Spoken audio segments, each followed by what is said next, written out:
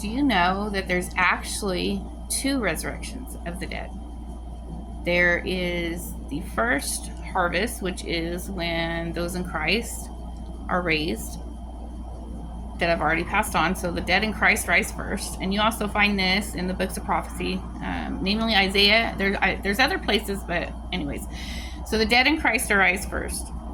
And then all the people that are still alive whenever this occurs, that are in Christ, Jesus sends his angels out to gather us. And then we go to judgment, which is another video. I've done things on this. And then after that, then the 1,000-year reign happens. And those of us in Christ, we receive our rewards. And then there's the 1,000-year reign. Satan gets re-released for a certain season. Then, at that time, Magog, comes down against Jesus' kingdom on earth in the 1,000-year reign, after the 1,000-year reign. After Satan deceives, Magog comes down. I'd have to read the verbiage again, but anyways, they surround the kingdom, dwelling peacefully. And then God throws fireballs from heaven and destroys them. And then he comes down on a great white throne, burns all the universe, the heavens away.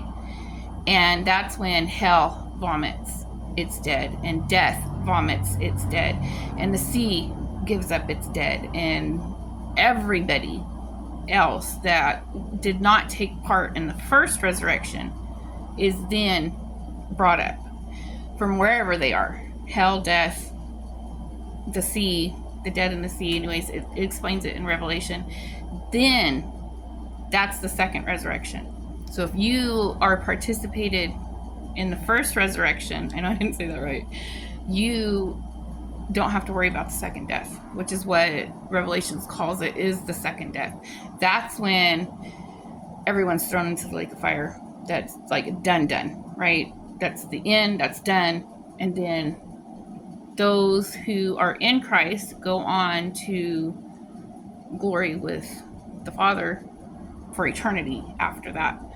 So we still have, Jesus returning in the clouds. We still have the wrath, which comes after the tribulation. A lot of people call the tribulation the wrath. They are not the same thing.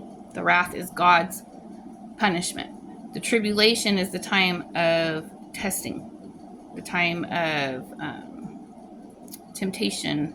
How does it say it? And it's one of the churches says it. Anyways, lots of interesting facts in the Bible. Have a great day.